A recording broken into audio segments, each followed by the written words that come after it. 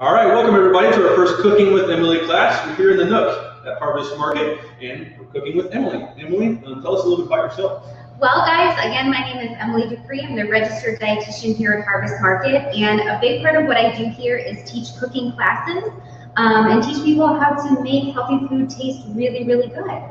Okay, and the average number of classes, or maybe give us an example of a class you would teach here in the Nook? Sure, so usually I do anywhere from 1 to 3 classes per week. I've done, this week I did an eggplant class. Tomorrow I'm doing a class all about cooking with different noodles and how to make noodle dishes a little bit healthier, so a little bit for everybody. Awesome. What's your favorite thing to cook? So I love to cook like dips and sauces and marinades to make things taste really, really good. Okay. And vegetables. I love to cook with vegetables. And we have some here tonight. And we have some here tonight, absolutely. So tell us a little bit about what we're cooking here tonight. So tonight, it's one of my favorites. It is so easy, it's so versatile, and it's loaded with veggies and lean proteins. We're gonna make a Mexican chicken skillet. You can easily make this vegetarian too. If you don't want to eat meat, you can simply just keep the beans, and there's your source of protein. So that's what we're gonna be making tonight. Okay, but before that, I want to let you know how you can win a skillet that we're using actually tonight. This is a $100 stainless steel skillet. It's 12.75 inches, and it is oven safe, as we found out earlier. Yeah. So what you have to do to enter to win this is comment with what you want to see on the next Cooking with Emily class. It could be a recipe that you'd love to see to make, or maybe a cooking tip, or a question that you don't know how to make something. We'll try to answer as many questions during this live broadcast as possible. But just leave us a comment in the comments next to this broadcast that's entered to win this $100 cooking skillet. That's how you start. All right, ready to get cooking? All right, let's get cooking, guys. All right, so we have all of our ingredients right over here. So let's run through them very quickly. But before I do that, I want to start getting my skillet preheated. So I'm just going to turn that on a medium-low heat. I don't want to get it too hot. We're not stir-frying here, so I'm just going to get it to medium-low here. So while that's going, let's kind of run through and make sure that we have everything available and ready. So making sure that we have our onion. It can be a small onion, it can be a bigger onion, it can be a red onion, whatever you have. I've got my fresh garlic here. I love using fresh garlic. It tastes so, so good. I've got my red pepper. Again, you can do a green pepper, yellow pepper, orange pepper. You can do some mini sweet peppers if you want to. I have a zucchini. A yellow squash can work as well. All right, so I got my enchilada sauce. This is the kind that I'm going to be using. It's one of my favorites. It's from Local Folks Foods. This just has really, really nice flavor to it. So this is the enchilada sauce I'm using tonight. I've got my shredded mozzarella cheese that's going in at the end. I also have my beans. So we talked about, I posted that you can use black beans or pinto beans. I decided on pinto beans this evening. I love pinto beans. I love the flavor of them. So pinto beans is what refried beans are made of. And so whenever I think of tacos and Mexican food, I always think of pinto beans. So I'm using those tonight. But any other beans, whoop, there we go. Live broadcast. You dropped something. So pinto beans, and then I have my corn right here. So everything is ready to go. So if you haven't opened your can of corn yet, thank you, Nathaniel. Or if you haven't drained and rinsed your beans, go ahead and do that right now as we prepare. I also have my spices that we're going to be using. So I really like to use my own spices in cooking rather than using a prepackaged mix. So instead of using like a taco seasoning, which is totally fine to use, especially now they have some of the lower sodium options, I kind of keep my go-tos, and I use these a lot. So what I have is I have some coriander, I have some garlic powder, I've got my onion powder, and my cumin. Okay, so this is kind of like my taco seasoning base right here that I'm going to keep. And then of course my salt and pepper. Okay, so we can really control that salt in there, and then just liven it up with some beautiful spices. Optional, if you guys want to pull these out of your cabinets, if you like a little bit of heat, if you want a little bit of kick, paprika is really good. It's not super spicy, but it'll give kind of a smokiness. I've really been into smoked paprika lately, which has a beautiful smokiness. So if you're a fan, and you have some of this, you want to put a little dash in there, that's beautiful. And then of course there's cayenne pepper, and this does have heat. So if you're a heat lover, if you love that spice, you can pull up the cayenne and use this. All right, so we've got all of our ingredients ready to go. My pan is heating up nicely. So Karen says that I would like to see a healthy eating dessert. Oh, healthy sweet treats. I am totally down for that. Actually, there's a class coming up, a public class on healthier sweet treats as well. So good suggestion. I love it. Especially it's season now. We're getting into fall and thinking of those beautiful like apple and pumpkin, turning those into beautiful desserts. All right, so let's grab our onions. I'm gonna get this diced up. So here's what I'm gonna do. I'm gonna make sure that I'm holding my knife correctly first. I'm gonna pinch it right here and then wrap my fingers right around. And I'm just gonna slice a little bit off the top and the bottom. Okay, just a little bit. I'm actually gonna keep these scraps because you can make vegetable stock or chicken stock with your veggie scraps. So I just throw all my veggie scraps into a big bowl, and then you can make chicken or veggie stock out of that. All right, so let's peel our onions. Again, just going in my scrap bowl here. All right. So your pan should be heating. We're just getting ready to peel the onion. The beautiful thing about this dish is that we really build it from the bottom up. So as we're preparing things, we just kind of keep adding to this pan, and then before you know, you have a full meal. So let's dice up this onion. So again, I'm gonna put my hand right on top here. So you can dice it any way you want, but this is the way that I like to dice my onion. And I'm just gonna follow those grooves of the onion so I get a nice even dice. And there we go, beautiful diced onion. I like a lot of onion. If you're not a big fan of onion, you can always just do a little bit. Okay, let's get our other half sliced up here. Beautiful. So I don't want to add the oil in the pan too early. So that's why I'm dicing on my onion first. And then my pan is nice and hot. It's ready to rock and roll. Again, guys, to win the skillet, the $100 skillet, all you got to do is leave a comment to say what you want to see Emily on the next cooking class do, whether that's a recipe, a cooking tip, or something you'd like to learn how to do.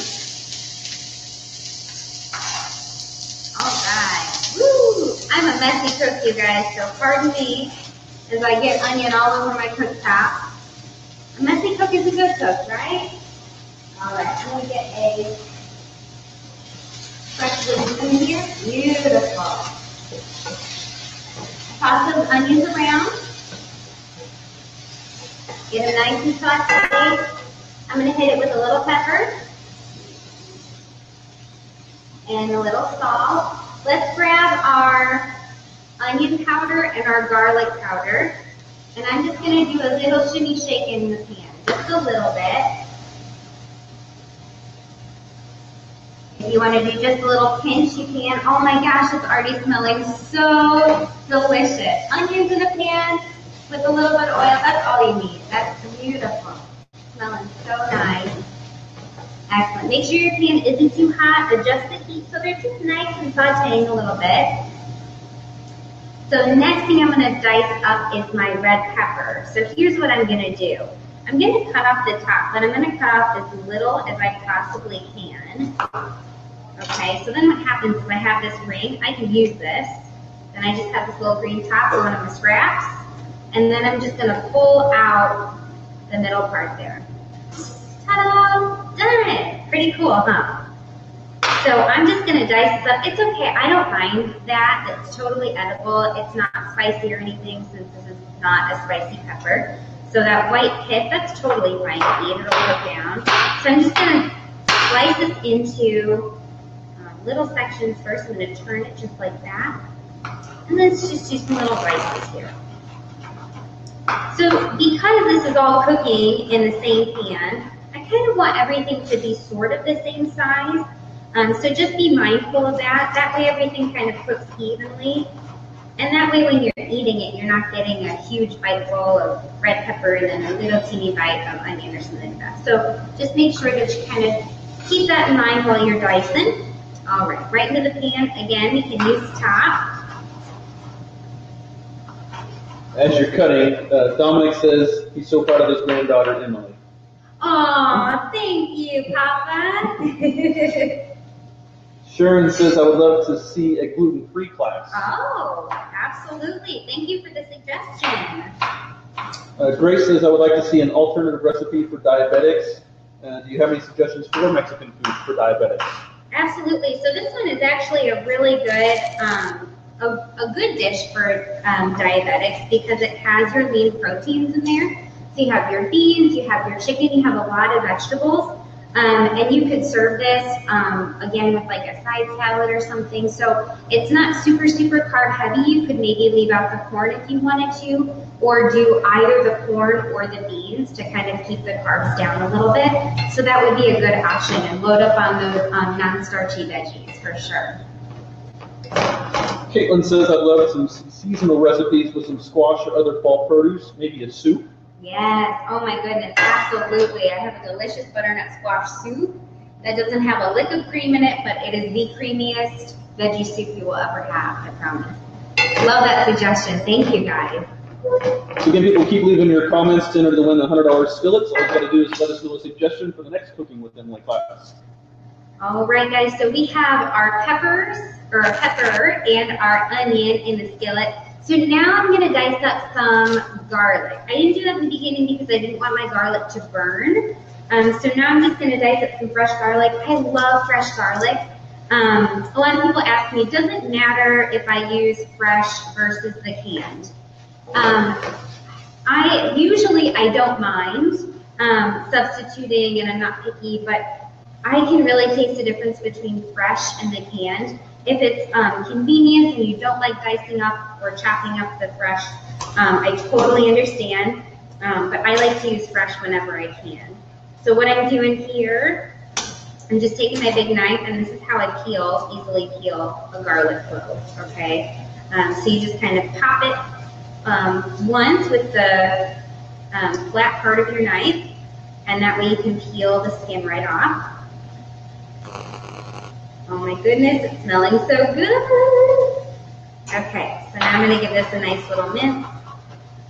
Being mindful of my fingers, of course. Excellent. I hope your kitchens are smelling as good as mine right now. Jenna says, I'd love to see a recipe for an eggplant dip. Love those eggplants. Oh my gosh, absolutely. Oh, I love that suggestion. I actually just made a delicious baba ganoush, which is like an eggplant-based dip. Oh my gosh, so good, so easy, so rich and creamy. I also have a new recipe for a vegan eggplant queso dip. So that would be an interesting one if anybody would be willing to make that. I would absolutely love to share that recipe. All right. Scott says, Emily, we're in Milwaukee watching you. Oh, good. All the way from Milwaukee. Oh, so good to have you guys tuned in. Thank you. And Jess says, we're cooking along with you, smelling delicious in her kitchen too. Yay. All right, you guys, I just hit this with a little bit of salt and pepper. I like to season early, season often, layer those flavors a little bit. So here I'm actually going to add a little bit more of that onion powder. Just a little bit, just a little bit. And garlic powder. Let's add a little bit of that coriander and the cumin. So coriander, ooh, it's so bright and limey and citrusy and gorgeous. And to me, it just pairs so lovely with cumin, which is kind of dark and smoky. They really complement one another. This is my cumin because I go through so much of it, so I have to get the big jug. So I'm just probably going to do about a half a teaspoon in there. Give that a toss. Scraping up the brown bits from the bottom of the pan. Beautiful. Looking good, guys. Okay, we have our zucchini. I'm going to cut off the top and the bottom. Veggie scrap. This will go on our stock. All right, so I'm just going to slice this guy in half, long ways. Okay, so you get that. Beautiful. And then I'm just going to do some slices just like this, all the way across. And if you have an alternative method that you like to use, by all means, there's certainly not only one way to cut a zucchini. And then I'm just gonna give this a nice quick chop. All right, gorgeous. Into the pan. It's starting to look really beautiful. We have so many colors in this dish, which I really love. That's what I love to think about when I'm making a dish. How many colors can I incorporate in here? And this one is beautiful in colors, I'll tell you that. Kara says she loves the coriander and cumin combo. Yeah, hey, thanks, Kara. It's a good one, isn't it? All right in the pan. We're still sizzling away. If you need to add a little bit more oil to your pan at this point, go ahead and do so. Or you can even use some cooking spray, okay? If you want to kind of cut back, you don't want to use too much oil, then you can use some cooking spray to help you. Just kind of keep some moisture in your pan. Looking beautiful. Teresa says, great job, and cooking right along with you. All right. Brooklyn says, oh wow, this is so cool. Oh, excellent. I agree. Oh my gosh, this smells so good. I can smell that cumin, I can smell that coriander. Beautiful. Since we added something new to the pan, that zucchini, again, just a little bit of pepper. So I like to think about my salt, where my salt is coming from. Remember, we are adding some enchilada sauce, which does have some seasonings in it. So just be mindful of that. We are adding more flavor. So that's why I'm not going crazy with my spices quite yet. At the end, we always got to give it a taste to make sure that the spices are there, everything is balanced. But I'm just going to hold off on the rest of these until we add our enchilada sauce. Beautiful. So this is looking really, really good. So I did mention before that we are going to be using chicken in this dish. I love to use rotisserie chicken because it's so quick, it's so easy. We're going to throw this in at the end because it's already cooked, which is great. And so I just used one of our Harvest Market rotisserie chickens, you guys. And I like to take the skin off right when it's still warm so that it's easier to get off. And I'm going to save, again, all the bones and everything to make a chicken stock.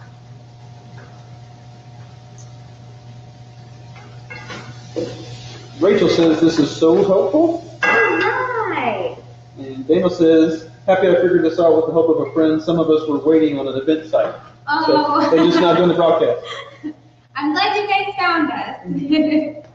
Jess says, thanks for teaching me how to use spices, no more store-bought taco seasoning. All right, excellent. Okay, let's add the corn. So I'm gonna go ahead and add this. This is just one can of corn here. Add that right in the pan. Give it a little stir. Look at how beautiful that is. Oh, and it smells so good. I love the sweetness of the corn with the smokiness of that coriander or the cumin. Oh, lovely. All right. Make sure your heat's still good. Let's add those beans, whether those are black beans, whether they're black-eyed peas, whatever. I'm gonna add my pinto beans right into the pan. Looking good. I hope you guys have a big enough pan. Is it overflowing with goodness? Well, you might be able to win this very same pan that I'm using if you leave a comment with us. Right. All you got to do is comment with your suggestion on the next Cooking with Emily class. Maybe it's a tip that you want to learn what to do, or it's a specific recipe that you'd love to learn to cook, especially with the fall coming up. You already have one for fall squash soup. Yes, absolutely. So you guys, now we are going to add our enchilada sauce. So instead of adding like a salsa, I really like to use enchilada sauce. This is my favorite. It's from Local Folks Foods, and it's just, the flavors are so delicious. There's paprika in here, there's cumin, there's coriander. It's really, really nice. So I'm probably going to add about half of this, and then we can always add more after we add our chicken if we need to. But I just kind of want to coat the veggies. Kevin says you guys rock. So you're doing a good job. Oh, thanks, Kevin. I appreciate that. Oh my gosh, this smells so good. Look at, this is all veggies and beans right here. Oh my gosh, this is so beautiful. Again, if you wanted to make this vegetarian, you could easily leave out the chicken And maybe add a few different types of beans. So you could do both black beans and pinto beans to get your protein source right there. Or you could do tofu if you wanted to, whatever you want to do. Okay, you have to teach me something because Caitlin says I bet Tajin, T-H-J-I-N, would be a good seasoning in this recipe too. Oh, Do you know what Tajin? I don't. Okay. I'm intrigued. Is it spicy? I'll Google it. Let's Google it. So I want to kind of bring this up to a little bit of a bubble, so that's going there. Let's add some of our chicken now. So whether you have rotisserie chicken or cooked chicken, so if you find that you have some big pieces, maybe you cooked like a chicken breast at home or something like that, totally fine. I like to kind of shred mine a little bit, so you can either put your whole cooked chicken breast right in here, or you can take your knife and just kind of just chop it up a little bit. Again, this is already fully cooked.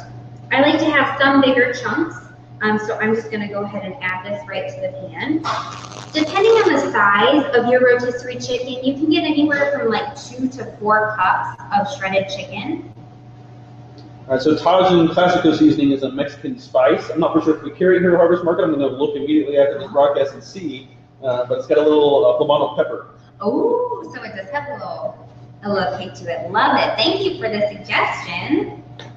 Michael asked Emily, how about a pumpkin class? So we had a squash request and now a pumpkin request. Yes, absolutely. I'm doing actually 2 of my public classes coming up in October. I have a plentiful pumpkins class surrounding all things pumpkin, both sweet and savory. And I'm also doing a super squash class all about utilizing seasonal squash. So yes, great suggestions. Thank you guys.